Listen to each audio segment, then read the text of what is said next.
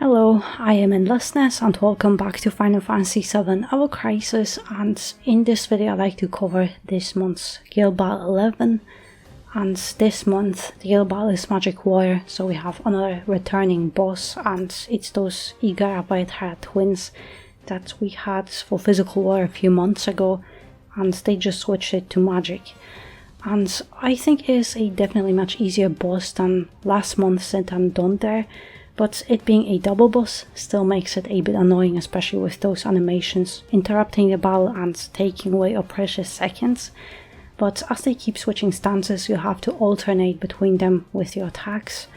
And originally Vajradhara's had a sigil face, but due to a game-breaking bug they delayed the guild battle by a week and they just removed the sigil face in the updated version. But it comes at a cost of them doing one more combined attack. So yes, the battle is slightly easier, but I don't think the sigil phase was hard. You would just uncheck the target and then would just press sigils and the AI would just automatically hit the intended target. But our score is lowered because that extra attack takes 10 seconds away from the battle, and because no sigils, we don't get extra AB from staggering the boss. But in this guild battle every stage is the same battle, and on higher stages the bosses will just have more HP and will do more damage to you, and it depends on your team and account which one will be the best for you. But the battle is exactly the same in a way that no matter the stage you still do the same actions at the same time, and you can just time your buffs and debuffs, but the bosses will switch the stances at the same exact time and so on.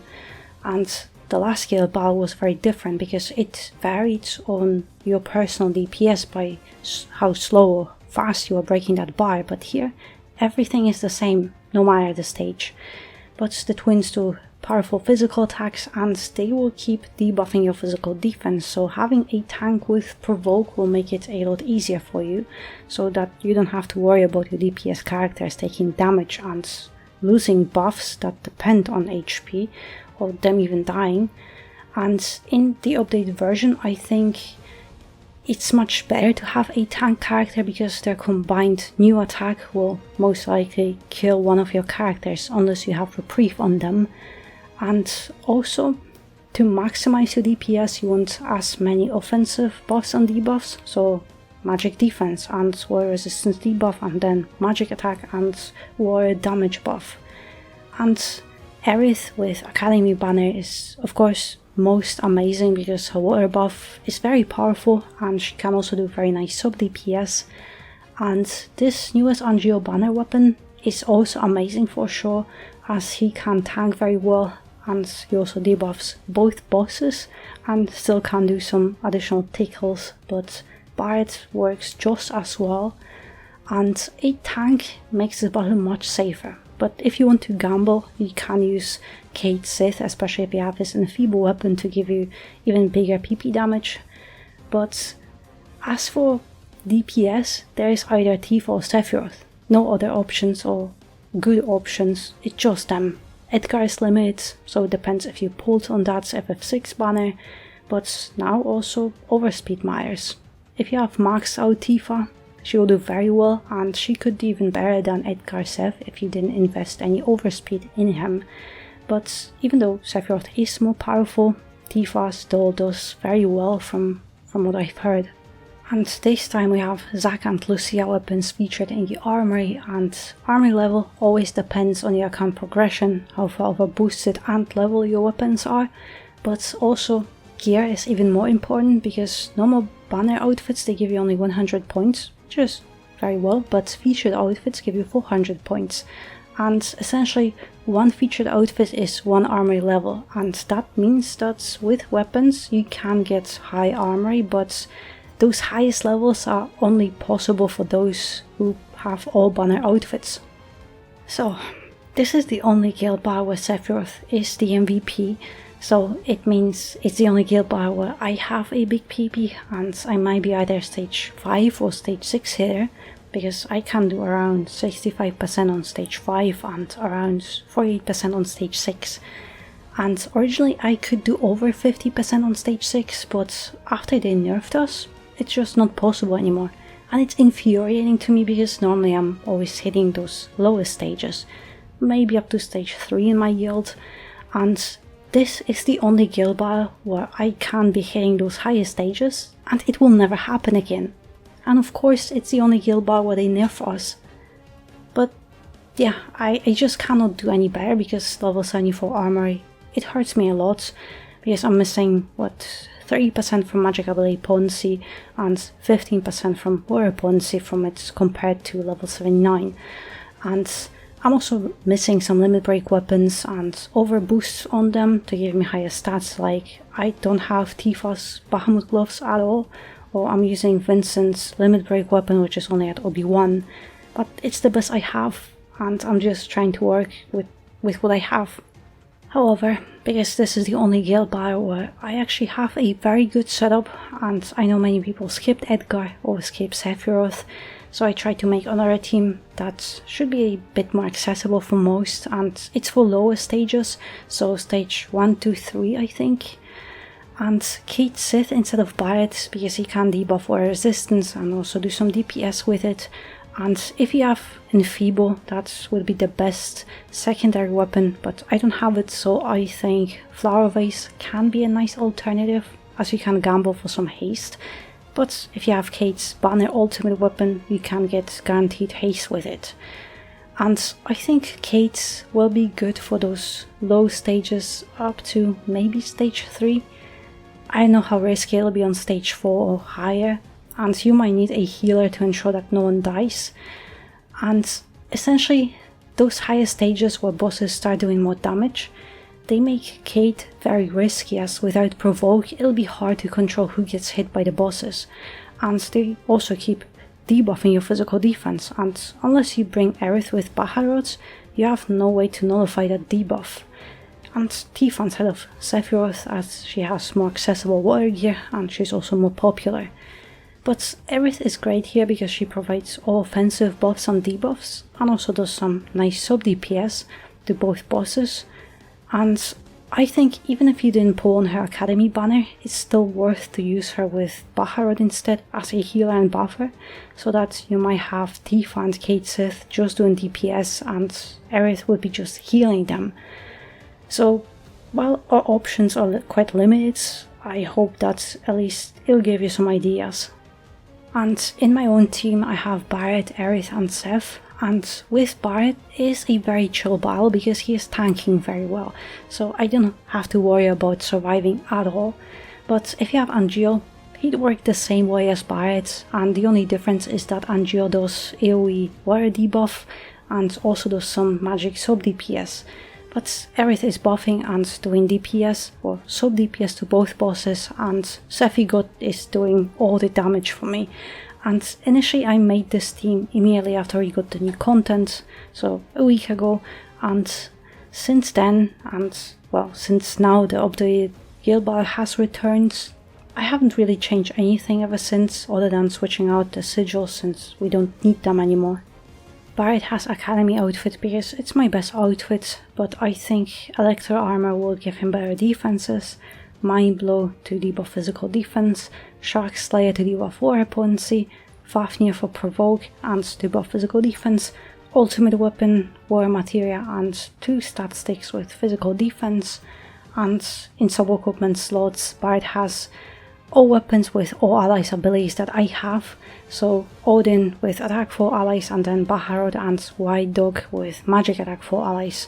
And Obi-Wan is very low, but I just don't have any other weapons to boost more or give me that higher ability level. Aerith has Academy outfit with Hellfire, Bamboo Stick for warrior buffs and DPS, Crimson Staff for offensive buffs, Ultimate Weapon, my remaining best magic attack stat sticks, and in sub-equipment slots a weapon with magic attack for allies, and I only have Zack's fire weapon, so that's why I have Hellfire as a summon, but ideally would have Baha gloves or Protector's Blade with magic ability potency, which would also make Aerith hit significantly harder, and then Daffodil with attack for allies, and lastly Electro Cannon to max out magic attack and give her some magic ability potency. Sephiroth has War Arcanum outfit with Leviathan, Edgar for DPS, Odin for exploit weakness, Genji, my 3 best magic attack stat sticks, and in sub-equipment slots Protector's Blade and double stem E to max out his magic attack and magic ability potency, and Fire Gloves to boost his water potency.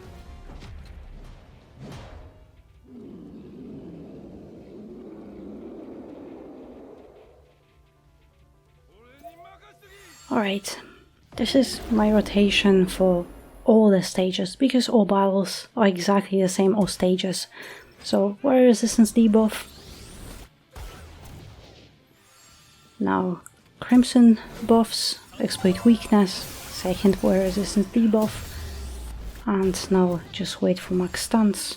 And now we just do DPS. But also Provoke. Genji, the first one. And Jubilation for extra AB. So I don't lose that AB and I get a little bit more. And here, don't attack with Aerith because around 140 they lose, the second white hide loses that resistance. And then around 131, 133 they switch stances. So you can always time it. And every stage is the same, so it's much easier this time around. Alright, and now it should be... Oh wow, they lost it very late. Normally they lose that resistance around 107. 105 at the latest. Alright, now it's the same thing, just refresh the buffs. Alright, second Water Resistance debuff here, and also don't forget to reapply Provoke, so while it keeps getting targets and you don't lose any of your characters. One more hit. I don't know, maybe.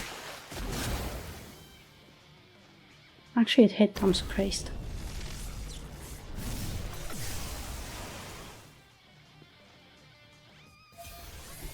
And alright, Jubilation, and now the ending is very short, much shorter than what we used to have. So just try to hit the bosses with everything you have.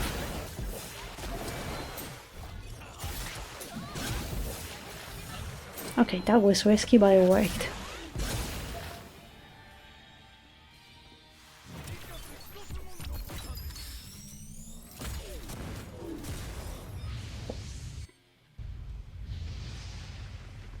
It should be fine, around 48% I think. I got very consistent so far. Yeah, I think closer to 49% now. But I can't get to 50% anymore. It's irritating. But the battle was... Most of the battle was exactly the same. It's now just that ending that we don't have Zero Face and we have less time. But yeah, that's a very nice score. That's one of my best ones.